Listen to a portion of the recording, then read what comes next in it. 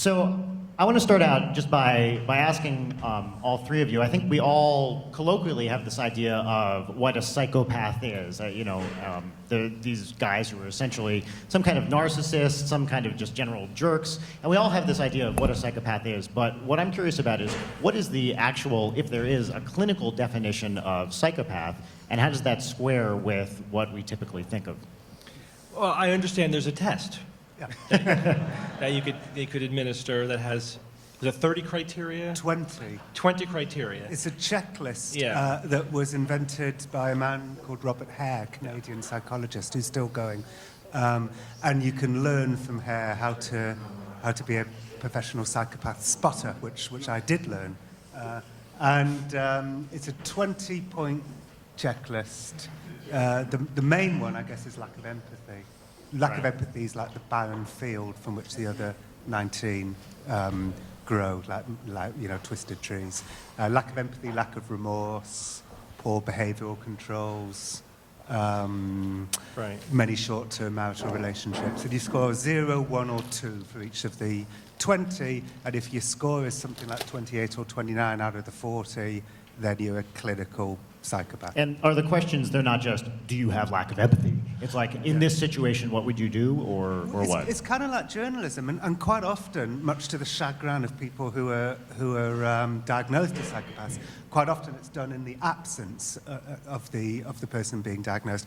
Unlike, say, an anxiety disorder, where there's an empathy between the sufferer and the diagnoser, and they then get to take part in their diagnosis. Quite often with psychopaths, they don't get to take part because one of the items on the checklist is cunning manipulative. So the idea is that you can't trust a psychopath to answer the questions in a non-cunning manipulative way. But I think an important distinction is that the Hare checklist is not a formal diagnosis in terms of the DSM that we use, the Diagnostic Statistical Manual, that you can give someone a formal diagnosis, and it's no longer called psychopathy, it's now called antisocial personality disorder. Yeah. Mm-hmm. And basically you have to meet a number of criteria. One is lack of empathy, another is impulsivity, and it's sort of like what that checklist is measuring, but it's slightly different, and it's important to keep that in mind. Yeah. Although saying that's absolutely true, but in some places the Hare checklist still holds enormous amounts of weight, like in sentencing hearings, parole hearings, these civil commitment centres, which are really interesting. These places like if you're a paedophile and you've done your time and you're about to leave prison, the day you leave prison, if you've scored high on the Hare checklist and various other checklists, you can be taken and put in a civil commitment centre for the rest of your life. Mm-hmm. But yeah, that happens. But it's a clinical diagnosis, right? So there is no brain MRI or anything that we could do and say, oh, look, there's the psychopath sign or marker. It's just you have a certain number of clinical features, whether however that is decided.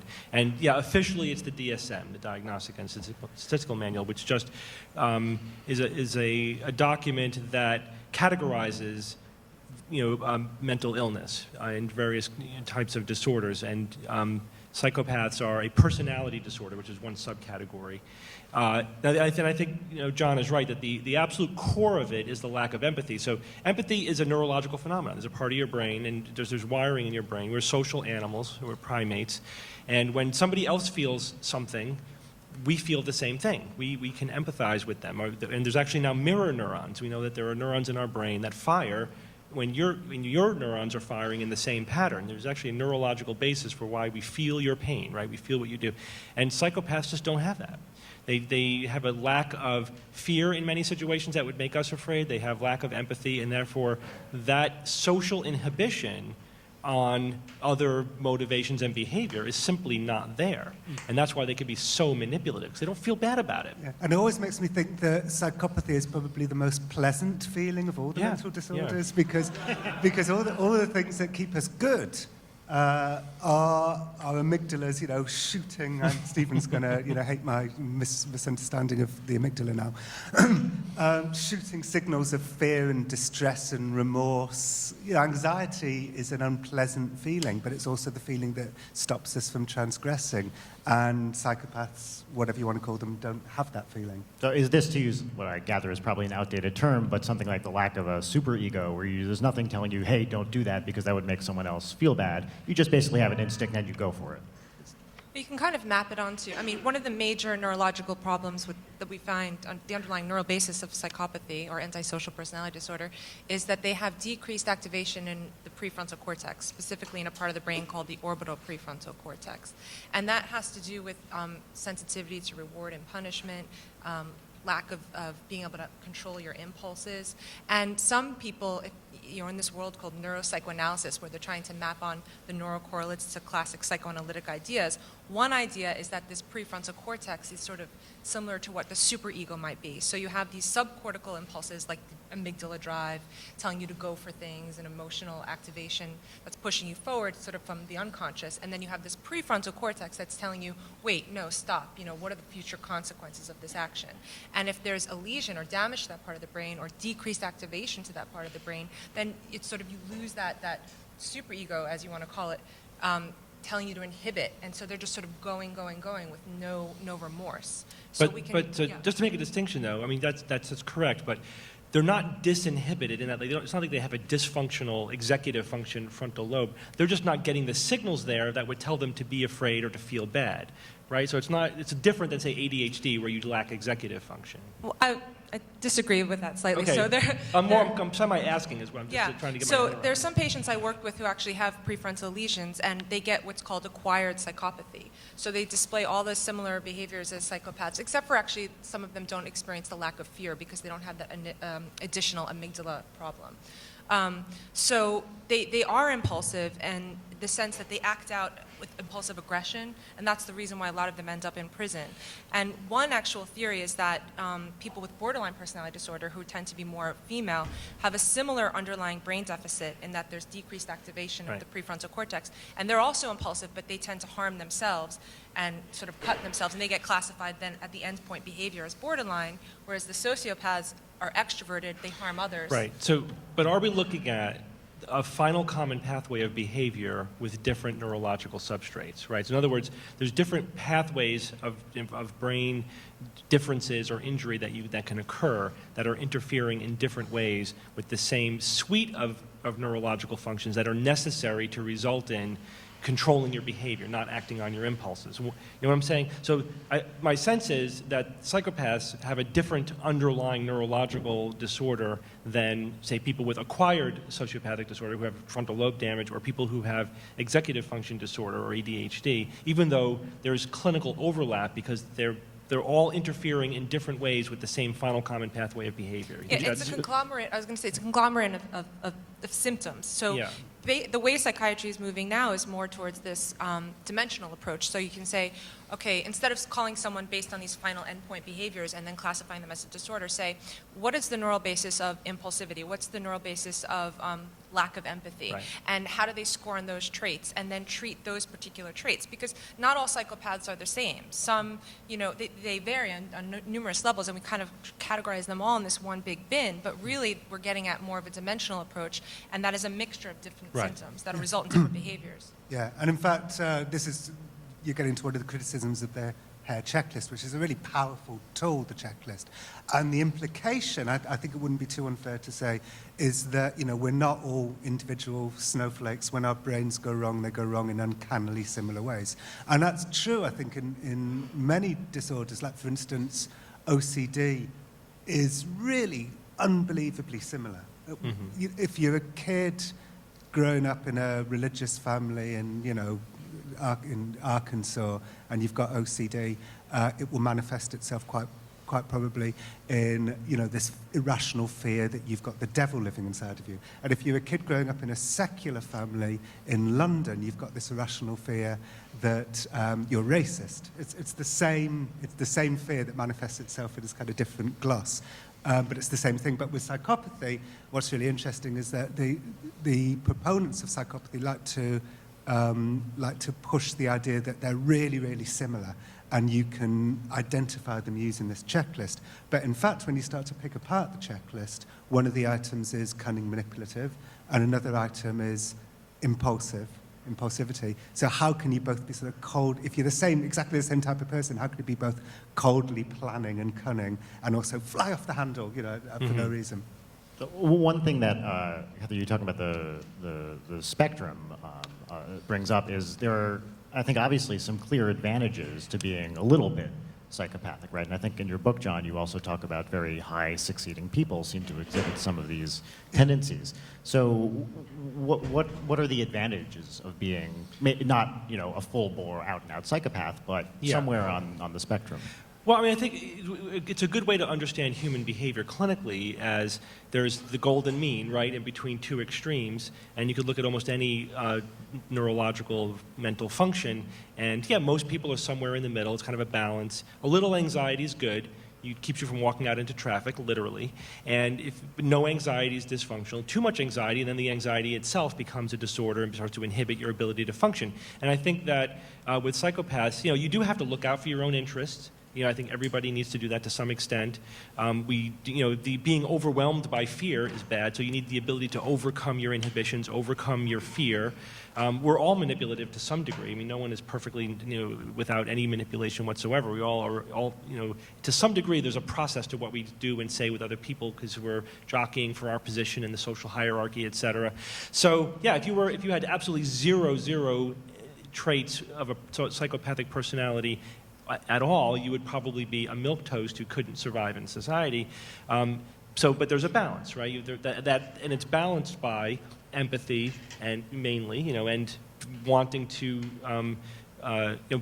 remorse and guilt, the ability to feel like, you know, you don't want to go against social rules. You don't want to be embarrassed by being called out on doing something wrong. And psychopaths just lack all of that. So they get shifted way to one end of the spectrum and to the point where it becomes dysfunctional, but we have to talk more about what that means and who gets to define what's dysfunctional. I also want to bring up the decision-making. So there's a lot of research in the field of decision-making, and what people tend to do is we are very sensitive to punishments, more so than would be sort of rational.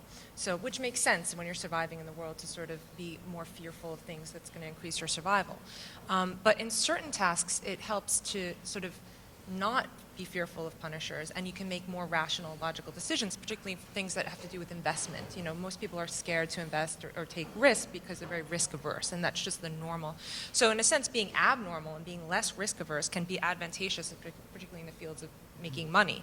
That being said, certain people think that a sort of Spock-like attitude to just be able to rationally make decisions without emotion is advantageous, but actually overall it's not. And most research shows that when you infuse your decision-making with emotion, people make much better decisions. So the best decisions are not the rational ones. However, in certain circumstances they are, and that's where the psychopaths have the advantage. Better as in, like, actually make better decisions, or more socially acceptable decisions, or better what? in terms of, a lot of the time it has to do with financial gain. So being willing to take a risk and you know, put money down and bet without being fearful because of the loss aversion.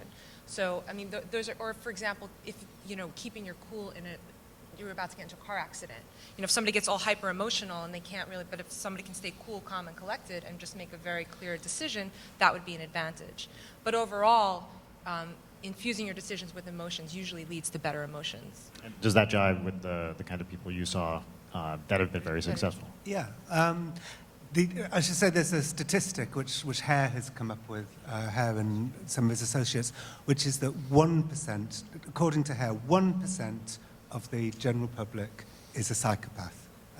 And when he says psychopath, he means like really high scoring, like 28, 29. But 4% of CEOs and business leaders are psychopaths. So you're four times more likely to have them at the top of the tree. Because capitalism, you know, at its most ruthless, rewards psychopathic behavior. It rewards a lack of empathy and a lack of remorse. And in fact, Hare would go as far as to say that it's a kind of solution to all the great mysteries. Why the wars, why the injustice. A few highly placed psychopaths who were so charismatic, their brain disorder has actually trickled down to remold society all wrong. And for years, Hare was saying, why is nobody interested in this? This is the most important thing in the world. And now people are getting interested in this possibility. One of the things I did in my book was to go off and try and find out whether it was true or not by kind of getting into the corridors of power and going through the checklist with people. So I did it with a CEO called Chainsaw Al Dunlap, a famous asset stripper from the 19th. Chainsaw is not his given name. No, but he likes the name. He would go into a failing business like Sunbeam or Scott and shut down 30% of the factories, and the share price would skyrocket. And he'd quite often fire people with a quip. He was like somebody once said to him, "I've just bought myself a new car," and he said, "You may have a new car, but I tell you what, you don't have a job." Oh, burn. So I went to his house in Florida, this grand Florida mansion, and went through the checklist with him. I had to cunningly and manipulatively get myself in there, and by saying I think he might have a special brain anomaly that would make him fearless, and can I come and interview him about his special brain anomaly? But he said, "Come on over." This was because I wrote to Bernie Madoff and said, "Can I come and interview you to find out if you're a psychopath?" And I never heard back from him. I don't know why. What about politicians? Well, let me just say, okay, so I went through the checklist with him. So I said grandiose sense of self-worth, and we both looked up because he was standing underneath a giant oil painting of himself. And he basically said yes to a great many of them, redefining them as business positives. But he said no to some core ones, though. He said no to early behavior problems, because it tends to always manifest itself around the age of 10 to 12. Obviously, then he was lying. Well, see, that's the thing, right? That's the problem. That's like with Munchausen, and there are certain these diagnoses where you can say one of the traits is lying about the symptoms or covering up the symptoms. It's like a conspiracy theory. Then it's like it's part of the diagnosis is hiding the facts that would lead to the diagnosis, and therefore you can see it anywhere. You can anyone you can say is they're just. It's like they have all the traits except when they don't, and that's when they're lying and being manipulative. Yeah. Which is insanely frustrating for them, because, I mean, as one of them said to me, a guy called Tony at Broadmoor, said to me, it's one of the items on the checklist is lack of remorse, but another item is cunning manipulative. So when I say I feel terrible remorse for beating the homeless guy half to death, they say typical of the psychopath to pretend to feel remorse when they don't. Right. He said it's like witchcraft, and I'm sure that Tony, in my book, is a psychopath. Yeah. But B, there are people who sort of fall into this spider's web. But this is the problem, I think, with labeling. You know, once people get labeled with a psychiatric disorder, it's very hard to take that away. And then everyone just looks for where the symptoms are. And you can find them in anyone. You know, if you took a random person and said, okay, that person has OCD symptoms, you'll find some symptoms within that person. So that's why it's very dangerous just to label based on these behaviors. And I think the closer we get to understanding the neural basis, and we can say, okay, this person is displaying certain behaviors, let's look at his brain and see what's going on there and how does he react to certain stimuli. For example, do a galvanic skin response and see how he reacts to the anticipation of a fearful stimulus. And that's a very objective, measurable thing that we can, rather than this very subjective thing that can actually ruin people's lives. Yeah, and lives are ruined. But I wanted to ask, I mean, is it objective? Is it better? Do you know that whatever, fMRI or sweat tests or whatever, do you know that those things are properly, objectively better? I think nothing is 100%, but I think if you take it all together, it gives you more information that's more objective than just looking at behavior, in a sense, because you have real physical measures. So I think it's not enough. I mean, I could see two patients can have the same exact brain lesion, and they might have very different resulting behaviors. So there's no test where you can just sort of, I hate these people say, I can just look at the brain and that's an addicted brain or something. You can't really tell by just looking at the brain, but if you take that information plus physiological responsivity plus the behavioral symptoms, then you're going to get a clearer picture. I want to get back to one thing you said, John, about the for example, childhood behaviors. So I'm curious how, I think we have this stereotype of kids in the basement pulling the wings off of flies and torturing rats and blah, blah, blah, as, that's going to be a future psychopath. But it seems that, the brain is undergoing a lot of development, especially in childhood and adolescence. So is it actually possible to predict psychopathic behavior based on early life behaviors, or is this just some myth? No, there are definitely some predictive features, absolutely, but it does get more tricky. Now you're getting into developmental psychology, so you have another variable in there, the developing brain. And there's recent research which shows that like the teenage brain, for example, functions differently than the adult brain, and that's why they can't really be treated like adults. So the short answer is yes, there are predictive traits even as young as 10 or so, but it's even trickier to interpret what they really mean because you have this other variable thrown in there of development. Can you And, you know, even... there's summer camps for psychopathic children. Well, I was going to ask, are you allowed to label a child as a psychopath? I mean, you're not going to Camp Psychopath, right? They You're get going called to... it's sort of conduct behavior, or conduct disorder is what they get labeled as. And so it's not that they're destined to then become a psychopath, but I think one of the criteria of being a psychopath is that you had some kind of childhood disturbance. So it's more looking at it in retrospect, because it's kind of they consider it a personality disorder, it's really a lifelong problem. So you should see those symptoms in early childhood, but that doesn't mean that every child who displays those symptoms is going to go on to become a psychopath. But that becomes the problem. Do you intervene, or when is that appropriate? The same is true, like, say, just to finish up on that, like schizophrenia. If you look at schizophrenics who present in their 20s and you look back, it's like, yeah, there were signs there when they were a teenager. But not every weird teenage kid turns into a schizophrenic. And so then you also get to the confirmation bias right? thing. You can look back at anyone's... But there's incredible problems with this, of course, and the main one is childhood bipolar disorder, which has become, a huge deal. Less so now, but a couple of years ago, it was an enormous deal in America. A lot of it just went back to one man, right? A guy called Joseph Biederman at a hospital in Massachusetts, who pretty much, invented this entire thing. And all these kids with, extreme temper tantrums were being labeled bipolar at the age of like 4 or 5 and given antipsychotic medication, and people were dying. A little girl called Rebecca Riley died because she was given too much of her antipsychotic medication. Now, what they're going to do now, and I think this is fascinating, in the new DSM, they've come up with a new category because they realized this was like a big fuck up, and so they've come up with this new category called disruptive mood dysregulation disorder, which they say, this is great, it's fine now. There's not going to be any more childhood bipolar disorder, but it's possible that, like ADD, loads of kids are now going to be given a diagnosis of disruptive mood dysregulation disorder. And everybody's thinking about the new DSM are kind of, joking or being concerned about binge eating disorder, which is a new one, bereavement disorder, which is a new one. But I think people really need to look out for this disruptive mood dysregulation disorder. It could be an epidemic. I want to get back to what happens at Psychopath Camp. I mean, which is part of a larger question. How do you treat psychopathy? I mean, let's say I am an 8-year-old who's going to camp. What do they have me do? Well, I don't know an awful lot about Psychopath Camp for kids, but there was a fantastic New York Times article about 6 months ago where the journalist went to one of these camps. I've got a memory about a very charming 8-year-old girl who was like manipulating the boys into like doing all this. That sounds stuff like a typical 8-year-old girl. Yeah. I should say that this piece, I went into this with a huge amount of skepticism, and I came out from this New York Times piece, which was all about, can you diagnose a 9-year-old as a psychopath?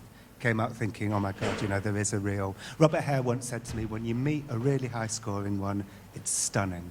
And I think that's true. And so what are they doing? Are they putting them through some kind of behavior-changing stuff? Or they're not medicating them at these camps, I gather, or what? So the problem is, one of the problems with psychopathy is that it's not really treatable in the sense, as I said, it's a pervasive sort of personality trait, and it's with all the personality disorders, it's very difficult to treat. It usually starts out even as a baby with different types of temperament, and those can predict how you're going to develop in terms of these personality disorders. There's also about a 60% heritability. There's certain genes that they find that are related to psychopathic symptoms.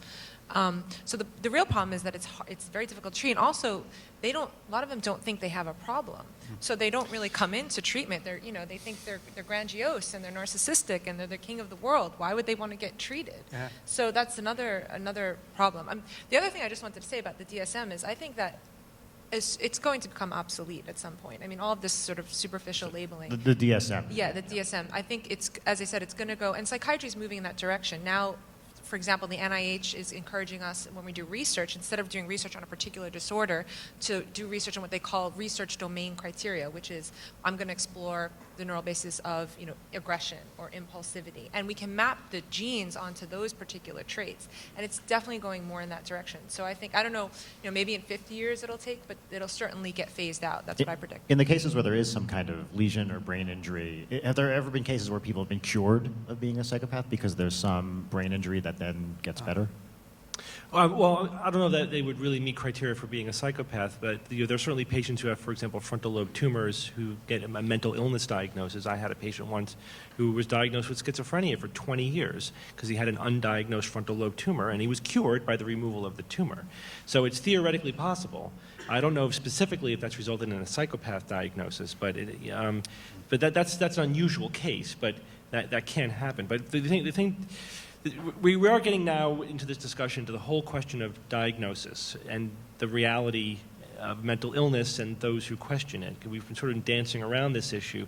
You're raising up the issue of classical pathology, a lesion, damage to the brain, a tumor, things like that. Yes, that you damage the brain, you change behavior, because the brain is behavior.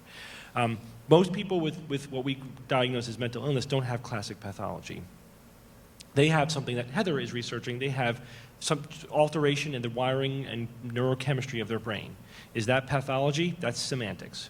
If you want to call that pathology, it's perfectly reasonable, in my opinion, to do so. If you want to call that just a disorder, that's perfectly reasonable as well.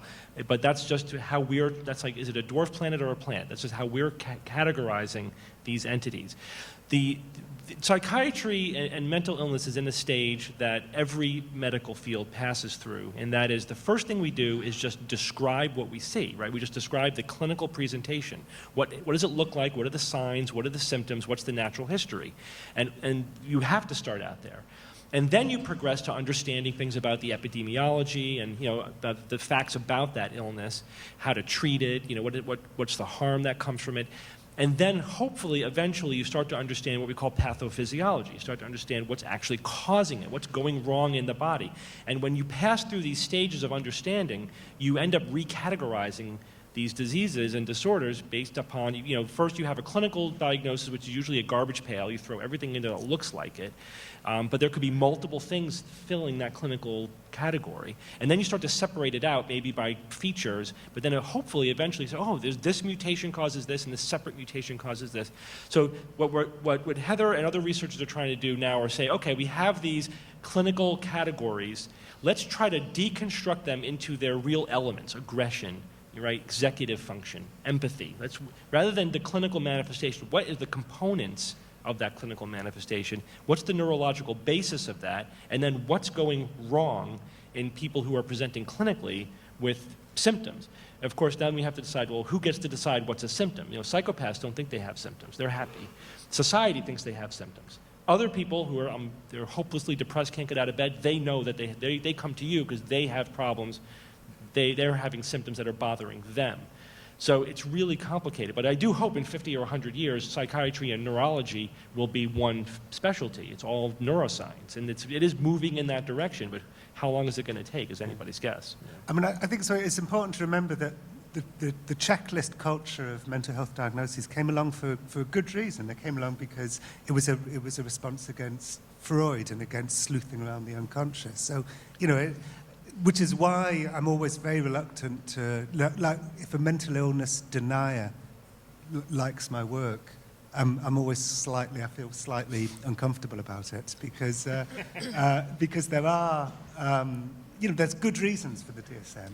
It's sort of spiraled out of control, but it was there for a good reason. It's a placeholder that we need. We have to be able to talk about stuff, and you need a label to talk about it.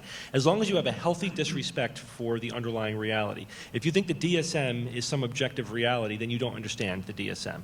And most psychiatrists I know who are clinical, they know that this is just a placeholder. This is just so I can talk to you and I can say they have something, and we know what the list is of signs and symptoms they're supposed to have, and so that you could publish a paper and talk about stuff. But it doesn't reflect the actual reality. We're still trying to figure out what the actual reality is. Yeah, so Heather, I'd like to hear about Steve kind of nicely teed you up to talk about your research. So Could you talk a little bit about what kinds of things you're doing with this? I don't know if you want me to get into the technical detail, but I mean, look at a little technical, I think is okay. Neuroimaging of impulsive and compulsive disorder patients. What I did do, which was unique research and sort of alludes to what Steve was saying about bridging the fields between neurology and psychiatry, I did something that was quite novel. So with the brain lesion patients, you can sort of see where there's the damage in the head, and then you see the resulting behavior. So it's this real kind of very strong correlation. But with the psychiatric patients, it's much more subtle. It might be a sort of neurochemical imbalance or some level of activation, and it's more difficult to kind of just point to where the problem is in the brain. Although it's important to remember, you are your brain, so all of these behaviors are going to be instantiated in the brain somehow. It's just trying to understand how. So what I did in some of my research is I actually compared people who have specific brain lesions, in particular to the orbital prefrontal cortex that I talked about that has to do with impulsivity, and compared them to psychiatric patients, in this case people with borderline personality disorder. And I compared them on neurocognitive measures. So the idea being is that if the borderline patients have similar neurocognitive deficits as the people with the brain lesions, it would imply that that part of the brain is involved in some way in their disorder. So what do you mean by, what are examples of neurocognitive measures? Can you give just some, I mean, are you talking fMRI, like data, or yeah, for example, stimulus reinforcement reversal. So there's a task where you first learn that a particular stimuli is associated with reward and the other one is associated with punishment. And then somewhere along the task, and you have to sort of make these choices, and you win more with the good stimulus and lose more with the bad. At some point, the contingencies switch. And after a while, somebody who's very sensitive to reward and associating stimuli with reward and punishment can learn that, oh wow, these contingencies are changed, and they'll start to change their behavior accordingly. Well, people with prefrontal lesion patients, they don't, also in monkeys as well, they fail to reverse. So they'll continue to choose the previously positive stimulus even though they keep losing money. And you can see the same kind of behaviors with pathological gamblers. That goes on arbitrarily, basically. It'll go on for quite a while. Maybe eventually they'll learn how to switch, but they have very difficult, it's kind of like sticky. Once they learn the stimulus reward association, it's very difficult to then unlearn it and switch when the contingencies change. And in social situations, contingencies are always changing and you have to learn to adapt. But they have very difficulty adapting. So I found that these borderline patients had the similar deficit. But it depends on how severe the lesion is. So, like, we see patients with frontal lobe injuries, and they obviously lose that functionality. They get what we call perseveration. There's no limit to that. So the worst manifestation of that, for example, is you have the patient draw a circle, and they will just keep going around and around forever until you stop them, because they can't change what they're doing. They're just perseverating on whatever they're doing. So this is kind of a manifestation of that, and that's all the frontal lobe stuff. That's what the frontal lobe does. It enables you to change your focus, your attention, your task, your strategy. So different lesions in the frontal lobe cause some subset to some density, of those kind of problems. But another aspect of the research that I did want to touch upon, because I think it's really novel and kind of is the way psychiatry is going forward for the very severe cases, in particular with OCD, which we're working on now. So these are people who have OCD who they've tried everything, every kind of drug, every kind of psychotherapy, nothing's worked. They're very severe. I mean, some of them, they can't get out of the house. It takes them 8 hours because of the rituals they have to do. There's this new thing called deep brain stimulation, where it actually involves neurosurgery. We implant electrodes in these subcortical areas of the brain that stay in there permanently. They're connected to a wire under the skin that goes to a battery pack that's implanted in the chest, and we can adjust the amount of stimulation. And so it's zapping them periodically, or it just is a constant current? Do they provided? zap themselves? How does that no, we control, the psychiatrist will control the amount of stimulation, and it's kept Yeah, on. John, you can't have them zap themselves, man. We'll just keep doing it compulsively over and over again. But yeah, it's kept on, and we can adjust the amount of stimulation, but it's sort of running, and every few years you have to change the batteries. So it's getting from sort of just correlation, where we're just saying, oh, this behavior correlates with that lesion or that brain activation lighting up in a scanner, to actual causation. Going in, and they are also using this to treat depression. And people have been depressed for 20 years in the operating room. All of a sudden their face lights up and they start smiling, and they said, I haven't felt this happy in 20 years. So it's a very direct, and as soon as you turn off the stimulation, their affect goes right back down again. So it's striking. And so there might perhaps in the future, develop treatments for things like psychopathy. Do you understand the mechanism by which that's helping, or is it just when you do it, it works? Actually, yeah. So they don't really know the exact mechanism. It's just like ECT. People would go in and sort of get What's ECT? electric shock therapy. And which basically it's almost like if your computer isn't working, there's some glitch, you kind of just like turn it off and turn it on again. You don't know what happened, but it kind of fixes it. And that's, there's a lot of theories about what's going on, but what deep brain stimulation is kind of like a more targeted ECT. But the thing is that people get afraid, they think neurosurgery, but what they used to do for these really extreme cases is go in and actually lesion these parts of the brain. Yeah. And then it's not reversible, and if it doesn't work, now you have a lesion in your brain. The nice thing about this is how long ago is this you're talking about? Is this like the Oh, 50s or this no, is like recently? about 2 years ago. Yeah, no, not that, Oh, wow. not that long. Yeah. Yeah. Is it painless, the electric thing? Yeah, so basically the patient is awake during the procedure. Because there's no nerve, you don't have any nerve cells that you can feel in your actual brain. You just have to numb local anesthesia to the scalp. Once you cut open the scalp, they basically just drill 2 burr holes. The patient's awake. It's quite fascinating. You can be on one side, talk to them, and the other side be looking inside their brain. And they just implant these 2 little wires straight down in there that causes no damage, and they don't feel them when they're in there. What's really cool about this is, so deep brain stimulation, just to complete that, we're also doing that for Parkinson's disease, for tremors, for seizures. So this is a new technology, a new way to hack the brain, if you will. We're sort of getting to the limit of the pharmacological manipulation of brain chemistry, just because there's only so much specificity you can get with that. Different receptors, evolution's sloppy and receptors cross-react and whatnot. So, there's still a lot of progress to be made with pharmacological therapy, but it's inherently limited just as a technology of altering brain function. But now we have a totally new paradigm of electrical stimulation of circuitry in the brain. It's a new way to alter brain function that we're just getting started, and it's working out really well for the low-hanging fruit. So I don't know of any theoretical limit to how much we can manipulate brain function, except our own knowledge about the circuitry of the brain. How many people with OCD are walking around right now with that operation having been done? That's a good question. I would say it's in the, it wouldn't be more than hundreds, yeah. And with the general deep brain stimulation, like your Parkinson's, et cetera, you're targeting a specific area of the brain when you're putting the electrode. Yes, exactly. Very, very specific. Yeah, you have to use. What does that mean in terms of distance scales? It's millimeters, but millimeters. you're using imaging technology to get 3-dimensional precision there. And just the other similarity is that these are the same parts of the brain that they used to make holes in 20 years ago. Just for the same reason, now we're just stimulating with electricity. And again, because you make a lesion in the brain, you can't undo it. But this you can. And we're implanting them, at least for the psychiatric illnesses, in the white matter. So it's something to do with the connectivity. So either you're knocking out a faulty connection or you're stimulating a connection that wasn't working properly. As I said, the exact mechanism they're not sure of. Or it could act like a lesion, because if you stimulate at such a high frequency, it could sort of knock out that brain area. That might be default. So there's a bunch of theories of how it's working. And also the targets vary. So not so much for the movement disorders, they know specifically these targets, but for the psychiatric illness, it's we're kind of just, there's a circuit that we know that's involved with something like OCD or depression, and you can really stimulate anywhere within that circuit to affect it. So there's people circuit, does that actually mean a loop? Yeah, there are different parts of the brain that are connected that we know are involved with the disorder. And but we know, for example, the basal ganglia is really involved with OCD, so we target that area. But you could just as well target certain prefrontal regions as well that are also involved. So a lot of the experimenting is seeing what's the best target.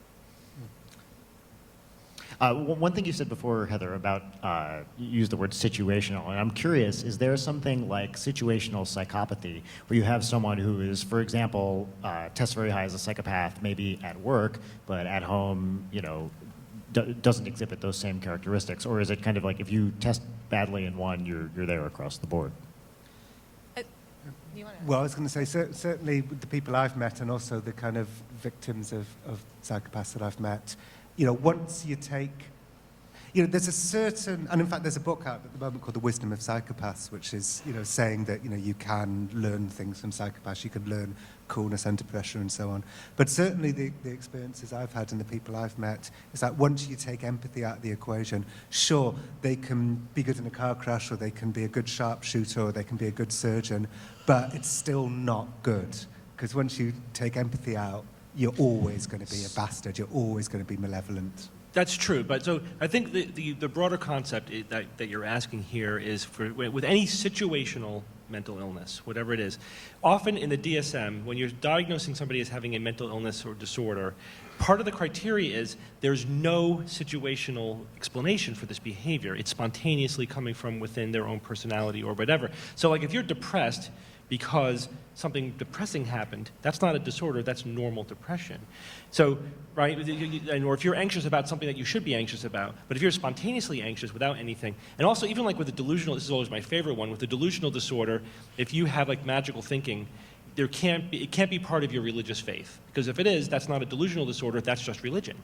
But if you have those beliefs without a cultural religious faith, then that's a delusional disorder. But with psychopathy, I would guess that the thing that would, I could imagine like a soldier in a really bad war situation that has to learn to kill without fear or remorse.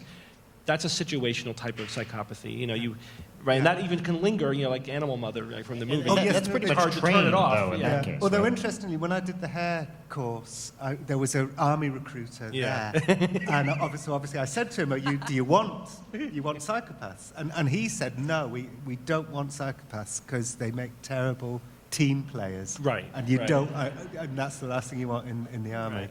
And there was a research, I wrote about this in the Monasteric Goats, but it was a few years ago, and I can't totally remember, but there was a group called the Killology Research Group. Killology is the word you just used. And I don't know if anybody can remember, but they determined that most soldiers in World War II and Vietnam fired high deliberately, Yeah. missing the enemy.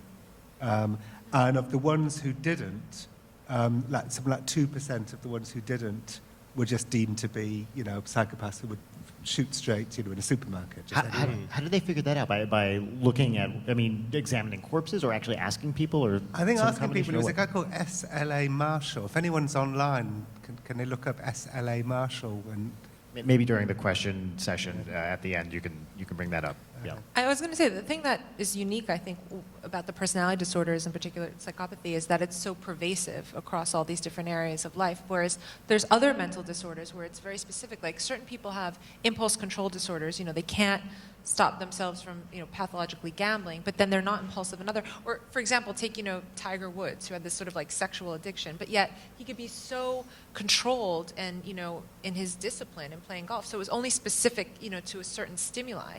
And that always fascinated me. How can you be so impulsive in one area, or, you know, impulsive shopper, and then be really controlled and you're not impulsive in other areas? So it's not as pervasive. So, but the thing with psychopathy is it is. It seems that you can't sort of shut it off in different contexts. yeah. Is it also culturally pervasive? Is it a cross-cultural phenomenon? Or is there any evidence that we as a society, say in the US or Western world, make psychopaths in a way that people in the rest of the world don't? I don't think there's huge differences cross-culturally in prevalence. I mean, I know it's about 1%, and I don't know how much it varies, or if it's not hugely different in the United States versus other Western. And it's been studied worldwide, or what? Yeah, it seems to be just a you know, 1% of people. You know, there's always, you know, you have the differences in diagnosis and surveillance and whatever. But if you try to control for those sort of things, yeah, it's not a cultural phenomenon. It's a brain phenomenon that cuts across culture. Are there mental illnesses which are cultural phenomena? I would That's a imagine really there good are question, and the answer is maybe. Like, for example, the one that where this has been a huge debate was eating disorders, like anorexia, because that seemed to be an American and then like a Western disorder and didn't exist in other countries. But it turns out if you take the same criteria that we're using and you look for it in other countries, it's there at pretty much the same rate. So it turns out it wasn't a cultural phenomenon, but it had the illusion of being one just because of the way it was being diagnosed and it wasn't part of the vocabulary. Yeah, but there are specific things that manifest in cultures, and you wonder, like, you know, there's the you know, pathological fear of fans in Korea. I mean, what is that? That's probably a cultural phenomenon. Or there are cultural beliefs about diseases and you wonder, is this just the culture imposing this belief on the people, and there's not really anything going on there? That seems to be the case when you really look for it. But different situations can certainly, this is where it gets really complicated. You know, the genetics and the way the brain develops can predispose you to certain disorders, but you need a certain environmental trigger, and different cultures can certainly provide different levels of environmental triggers or how they manifest. They may manifest more of it as a disorder in some cultures than in others. And it's a catch-22 because there's, like, for instance, ADHD or autism. All of a sudden the prevalence really went up, and I remember also in England as well, all of a sudden ADHD went up in America and then it went up in England, the diagnosis. So the question is that people just it was more recognizable, so there were previously there were all these people under the radar who had ADHD, and now they're just being, you know, diagnosed the right way. or people overdiagnosing, because they can't tolerate, kids running around. And so it's really hard to say whether it's, is it more prevalent in England, or is it just overdiagnosed, or was it previously underdiagnosed?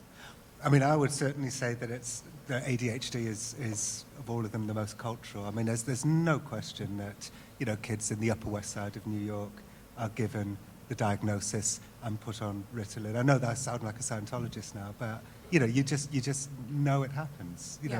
These are kids. There's so much pressure for a kid in somewhere like the Upper West Side of New York to be excellent that if they're not excellent, there's an awful lot of pressure then for them to be put on Ritalin to be medicated into excellence. Yeah, but to be clear, no one is saying that ADHD does not exist. No. It exists. It's a real diagnosis. The criteria are pretty reasonable. If you actually look at studies of the diagnosis of ADHD, by the time you get to an actual official diagnosis, if anything, it's not being overdiagnosed is the bottom line. But there is, I think, certainly it has become sort of a more fashionable and acceptable diagnosis, so maybe people talk about it more. Do you really think it's not overdiagnosed? Well, again, there's no completely objective way to answer that question, because the question is, where do you draw the line? And it's a fuzzy line, and there's no objective place to draw it. Even if we did have what we're looking for, ultimately, some kind of map of the brain where we could say, oh yeah, look, you're at 40% functionality of the typical functionality in this particular circuit in the brain, and that correlates with ADHD. That will help us to maybe narrow the fuzziness a little bit and to have some objective markers to back it up. But there's still going to be a fuzzy line because human behavior is complicated. And I agree. But I'm convinced that if there wasn't such a kind of incredible lust for kids to get into Harvard and Yale in this country, you would diagnose these of ADHD. Well, I actually did a study looking at all the Ivy League schools in the U.S., looking at the prevalence of different mental disorders and versus non-Ivy League schools and the general population. And what I found is that actually 50% of students in the Ivy League schools had either some form of anxiety or depression, have been diagnosed with, at some point in their life with anxiety or depression, way higher prevalence than the general population. This is of the entire student population, or so in other words, from freshmen through seniors, or what? Okay. Yeah, I looked at the mental health services and the statistics. So 50%. This is diagnosed while they were in the university. They had it at some point, either while they were there or some point in their lives had been diagnosed. And so, the question is, are these types of students more drawn to, these high achieving kind of places, or is the stress and trauma of being there so much so that they're developing these disorders? But I thought it was just such an interesting finding that, so, the pressures that you're saying, and also I'm very skeptical about putting children on medication too early on, because the brain is still developing. And it's gonna have some kind of effect on the developing brain. You just want to be really careful with that. How does that number? And I should say, contrarily, kids in Britain are much less likely to be put on medication, and that's not always good either. Mm-hmm. Yeah. How does that 50% number square with if you take the same age group, but not at, say, universities at all, or at maybe not the top universities? Do you know how that compares with other groups at the same age? The prevalence of anxiety disorders and depression is much lower than 50%. I don't know the exact statistics, but it's much lower. It's much lower. Yeah. Okay. Well, one thing I keep meaning to ask, because the word's been used a couple times since we've been up here, is sociopathy versus psychopathy. So I think sometimes, at least in my mind, I often use the two interchangeably, even though I suspect they're actually quite different things. Well, No, they're actually interchangeable. Oh, okay, Yeah, good. yeah. And that's just the That means evolution I was of the right. word, but there's no two different disorders. One is psychopathy and one's sociopathic. They're basically the same thing. And it's kind of political. What I'm about to say has never been contradicted. I'm not 100% sure it's true, but nobody's ever contradicted it. That the reason why the term sociopath came along was because of a reaction against the way that Robert Hare would demonize psychopaths. Sociopath was later than psychopath. Yeah, basically people got annoyed with the fact that Robert Hare would speak of them almost as if they were a different species, and wanted to kind of wrestle the term away. And that's why sociopath came along, and possibly that's why neither term is in the DSM. So was it more stigmatized because of Psycho, like the movie Psycho? I think so. And also the fact that Robert Hare was so... I admire Robert Hare, and I think he's done a lot of good. I really do. But he's very stigmatizing. He's demonizing. Did I was he- in a hotel lobby with him one time, and the concierge was really rude to me. And I said to Robert, that concierge was just really rude to me. I picked up his phone to try and call you, and he kind of came over and grabbed the phone and slammed it down. And I said, well, that's because he's won. Did Hare invent the term psychopath, or that was around and he used no, it too? it's been around since the mid-19th century. Hare was a big fan of Cleckley. Is that how you pronounce it? Of what? Cleckley? Harvey Quickly, I'm not sure how to pronounce Yeah, I think that's how you pronounce it. Hare was like number 3. There was a German guy, then there was Cleckley, and then there was Hare. And each one, drew off the other. So I think people who kind of worked with psychopaths who said, no, these people are human beings, wanted to come up with different terms to try and basically wrestle us away from Hare a little. And then the word sociopath came around when? Yeah, and that's kind of gone now. And now That was from people- what, the 50s and 60s? I don't know what? who Ish? came up with the term sociopath. I'm not sure when that started, but it's always been there since the 80s when I started studying it, but I don't know how much longer before that it came out. How do you guys think, there are obviously a lot of famous examples of psychopaths in the media, American Psycho, Dexter, et cetera. Especially you guys that have thought about this or done research on this, is there anything you see that you're just like, they get consistently wrong or consistently right in popular portrayals of psychopaths? Well, I asked Robert Hare who is the best, who's the best fictional psychopath, and he said Holly in the movie Badlands. The Sissy Spacek character in Badlands, because everything she says in her narrative, in her voiceover, is flat and taken from movie magazines. It's cliches. There's a complete emptiness, when she sees these acts of violence. The one I think also is Cartman in South Park. Oh, he's absolutely a psychopath. Well, I said to Matt Stone, because I know Matt Stone, I said, when you were writing Cartman, did you actually use the Hare checklist? And he said, no, we were just thinking about who was the most repulsive, terrible human being possible, and gave it to Cartman. And I've always thought it's really interesting that the most repulsive character that Trey Parker and Matt Stone could think of fits into the Hare checklist like a hand in a glove. Mm-hmm.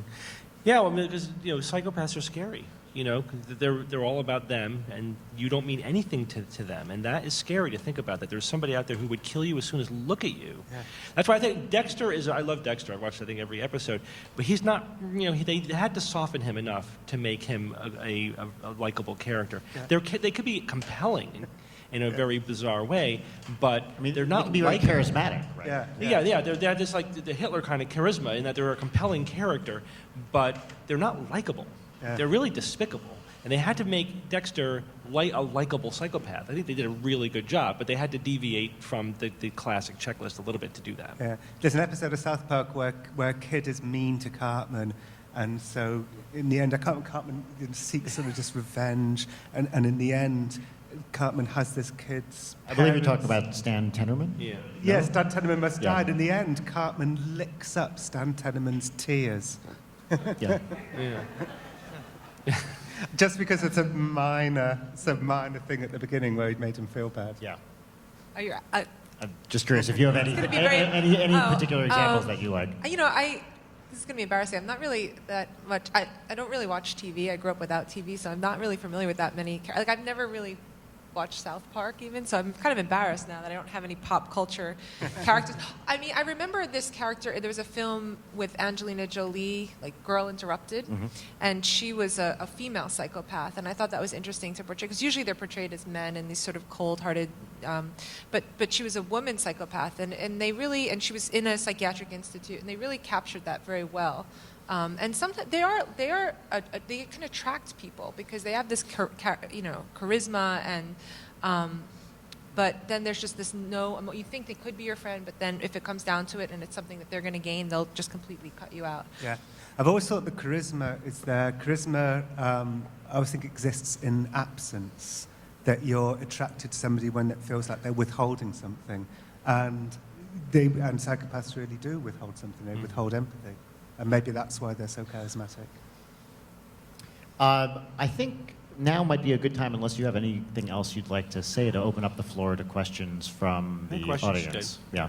Okay. So let's see. Do we have audience mics? So why don't we do, if you have a question, let's see, just rough show of hands. How many people have questions? All right, I think that's enough that the mics can go to the members. So why don't we start over there? Hi, that was really great. I loved all of that. I have a question for Heather, just a quick question. I really enjoyed the study where you found 50% of college students in the Ivy League with these disorders.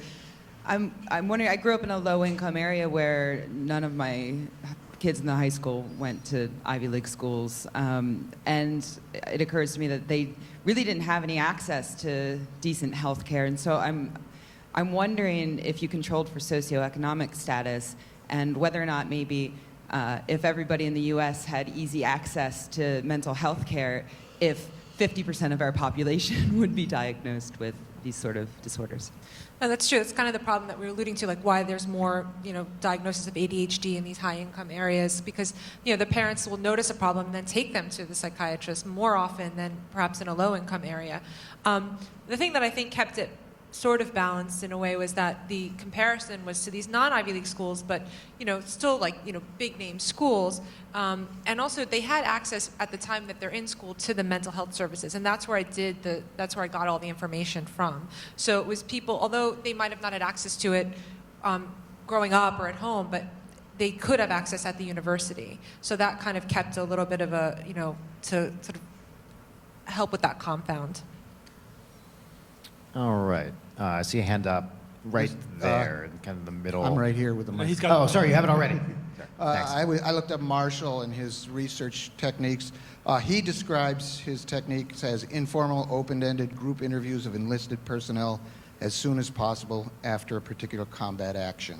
And the biggest concern the War College has with his work is that he virtually has no statistical analysis. Right. I do remember that actually after Marshall's study came out, there was some criticism of it, that it was hard to back up. Yeah, I say just hand the mic over at your discretion, dude. Yeah, to what degree is psychopathic mindset transmittable? Does metaphysical certainty, like you find in certain religions or cults or political movements, does that enable psychopathic behavior? I'm thinking of like Jim Jones, the Holocaust, that kind of thing, where it's a system, a society that lacks the empathy, and they derive it from that kind of certainty that's really at odds with what I think of as the skeptic mindset. Yeah. So in order to get to a psychopathic behavior in somebody who's not a psychopath, you have to convince them that the target is not human. And therefore that subverts so that's Nazi Germany, right? That Jews are not people, so we could treat them, we could do whatever we want to them. And so they, to the Jewish people, they were behaving psychopathically because they had no empathy, because they were culturally convinced that they were subhuman. They were not, so they didn't have to afford them the empathy that would normally be afforded to a human being. Yeah, and I thought a lot about this when I was writing the Psychopathy Test, and I sort of thought about my own past. I thought about, in the old days when I was a journalist, sort of struggling and trying to make it, and working with editors whose attitude was basically, fuck them. I remember there was a time when, this is funny, but it's emblematic of how journalism can be, that I was in an edit, and we were really editing somebody badly. This is when I was in my early 20s, and making somebody look worse than they were. And I said, isn't this bad? And the editor said, think of it this way, John, one interviewee suffers, millions are entertained. And, and I do believe that, my much younger days, if an editor was particularly tough and said to me, go and get the story at all costs, and screw them, I would. And I'm not saying that editor was a psychopath, but I think that's emblematic of the way it works. I think a highly placed psychopath in a business can be so charismatic and so strong-willed and so ruthless, it can trickle down, and good people, good empathetic people will start to behave more psychopathically to get on in that business. I think that happens every day. Yeah, just to add to that, we all have some sort of psychopathic tendencies in us, and studies, classic psychology studies have shown that, the Milgram experiments where you have this authority figure that tells you to kind of electrocute a person in the other room, and the people will turn up the volume until they think they killed the person in the other room just because the authority sort of tells them. So we have the capacity to like overcome our empathy. And the other thing that was in philosophy that was mentioned yesterday is that the studies show that the further removed you are from the act, the easier it is. So for example, saying that the Jews aren't actually people, but just being one step removed, so whereas a person won't throw a person over a track to save other people, they will pull a lever. So if there's that less proximity to the action, people are more likely to behave in more what you might call psychopathic or less moral ways. And I think it's a problem now with the internet and all that, with bullying and the rest of it, because you can do really harmful things to people without feeling that closeness or connection to them and act in what might look like psychopathic. Yeah, so that gets back to the brain's complicated, right? So there's different variables, you break it down. So there's like subjecting yourself to authority. You're not a psychopath, you're just subjecting yourself to authority. And there are cultural differences there. Psychopath inherently lacks empathy. But you can overcome your empathy if somebody who's a charismatic authority figure tells you to. The other big thing, there's a research about 2 years ago where they looked at these kind of things with, and what they found was that empathy applies more to in-groups and not to out-groups. So that we can actually, and that's the same thing with the Jews are not people thing. We tend to think of our in-group, our tribe, right? That's the people who get our empathy. And then if an enemy outside group, we can turn it off, and we can treat them horribly because they're not us. So that we're tribal. That's part of our wiring as well. Yeah. Rather than this learned behavior that we're kind of talking about right now, do we know, is there any hereditary nature to psychopathy? It's 60%, Yeah. the study shows 60% heritability. Which is that's a pretty typical figure for many mental illnesses, like 60% inheritable. I mean, that's about how much the other situational factors are playing. Right. Maybe we can get some questions from this side of the room next. So let's start over here and then give these people a chance. So I know you were saying that you, during the course of the interview, it's hard to know if people are being honest when they self-report. Have you ever encountered anyone who you thought was sincere about wanting to develop and cultivate empathy? And did you look at those who had relationships, and do you think there are love-based, selfless, love-based relationships that any are comfortable? Or do their relationships work because they're also attracting people who are posturing for power, and so it sort of is like more of a business plan and not love-based? I've had a number of emails over the years, maybe since the Psychopathy Test came out. I've had maybe 3 or 4 emails from people saying, I'm a psychopath, and I've been diagnosed as a psychopath, and I am a psychopath, and I'm sick of it. I'm sick of, just causing, trouble. I want to use my psychopathy in a more positive way. And one of them said he wanted to become a better businessman, better salesman, and the other one, my hand to God, said, I want to become a better church missionary. I'm going to use my psychopathy to become a better missionary. But were they sincere? Well, you know what? Or were they manipulating? There was nothing in it for them. Yeah. I think they were being sincere. Yeah. And that does slightly buck the trend. There was no reason. But don't they have to have a little bit of empathy to be able to say that I'm sick of the harm I'm doing? That's got to be a little bit of remorse or something in there. So I remember Care once saying to me that they do sometimes kill themselves. because they see that their life is on the wrong track or something, that they. And there's maybe again, this is something Hare said to me. There's a loneliness to it sometimes. Okay, it's interesting. Yeah. Next question. I think rarely, I have to say. I think Rare. it's rare, but I think it I happens. have 2 questions, kind of. First, you kind of just answered. Do psychopaths ever say, I think I might be a psychopath, can you check me out? It's rare. They're very hard, Yeah. even for studies. And I originally wanted to do research on psychopaths, and they're very difficult to recruit. And originally, you put out an advert, you have to do it kind of cleverly. We're looking for very successful. You kind of like word it in a way that. Kind of manipulative. Yeah, a little bit manipulative.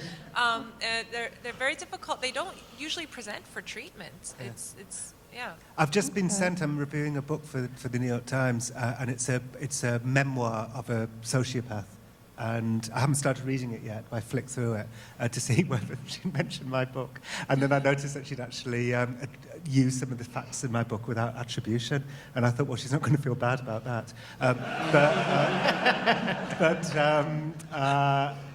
But she is. She says that she did go for an evaluation and was evaluated as a sociopath. And she runs a website called Sociopath World. And I'd be fascinated. There's a website for everything. Yeah. And I would be fascinated to know, actually, whether the book has depth. You know, whether the book has you know, anything equating emotion. So you think at some level, I'm still thinking about this, do they self-identify, do they have a problem? Do some of them perceive, say, okay, I'm really happy with being a psychopath, but society has a problem with it, so how do I survive in society? So is that maybe where they're coming from? They're still worried about themselves, but they realize that the world doesn't accept me as the magnificent psychopath that I am. Yeah, and maybe it's just a quest for self-knowledge. I mean, everybody loves a mental health checklist, right? Right. So you know, maybe it is just a quest for self-understanding. First of all, echo Rebecca's comments. Love the panel. Thanks. Could listen all day. Question: the philosopher Ayn Rand has this concept of rational self-interest, and I'm not an Ayn Rand. Never read Atlas Shrugged. Not really into it. Curious though. It occurred to me, does the idea of a psychopath fit into that rational self-interest idea that she puts forth, or do you know? Or? Well, I mean, that's a limited concept because the studies show we don't always act in our rational self-interest because we have emotions and we have heuristics. You know, our brain makes calculations for us that are evolved to be like a first approximation, reasonable thing to do some of the times, you know, to make quick decisions. But like we're risk averse in investing and doing things that are not in our own interest because it's an emotional, subconscious calculation. And you know, so with psychopaths, all of that is still in play, except there's a piece or two removed. You know, some fear and empathy, you know, pieces are removed from the calculations. So, and there are some that's a net positive for them in certain situations and a net negative in other situations. I mean, evolutionarily speaking, you kind of mentioned this a bit, but I mean, it doesn't make sense for everyone to be, because then the society wouldn't really work. But if people are altruistic and then there are a few people who kind of cheat the system, they have an advantage. Yeah. So, you know, it could be a good thing to keep, you know, just maybe 1% of the population to stay that way. And it's not so bad. If you think it is rational in a sense. It's hard to be hyper-adaptationalist. I'm not trying to go there, but it is fun to think about. If you're a tribe, having a couple psychopaths in your tribe might not be a bad idea if they're, you know... They get stuff done. Yeah, well, they do the dirty work. Right? So it's easy to imagine why, you know, it would not be weeded out evolutionarily, that it's an advantageous... A little bit of it is advantageous to an individual, and even if you think about the community, there could be some advantages to having them around. And after this, let's move the mic back over to the other side of the room. I know that you mentioned that mental illness is hereditary and psychopathy, but I'm wondering if a person grows up knowing that they're at high risk for this, can that have any effect on their mentality later if they start noticing that, you know, they may have symptoms of this or that? You know, can going into it knowing that you're at risk for that change your mentality at all or help in any way? I mean, I think if you're like a proper born that way psychopath, there's no reason to change.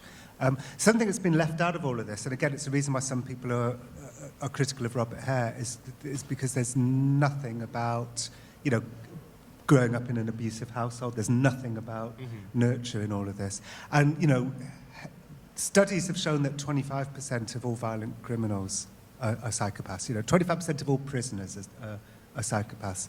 But I'm very interested in more about the other 75%. And something I want to... All prisoners across the board. All prisoners. I think I'm right in saying that, 25%. And they're responsible for 60 to 70% of unrest in prisons. So they're the rock thrown in the pond. But I'm interested in the other 75%. And there's a really interesting psychologist called James Gilligan, who basically eschews the whole psychopathy thing and says, you know, the real problem, and this is what I want to ask about in my next book, he says the real problem, the real reason for crime, you want to know the reason for crime? Shame. So I'm really interested in shame now.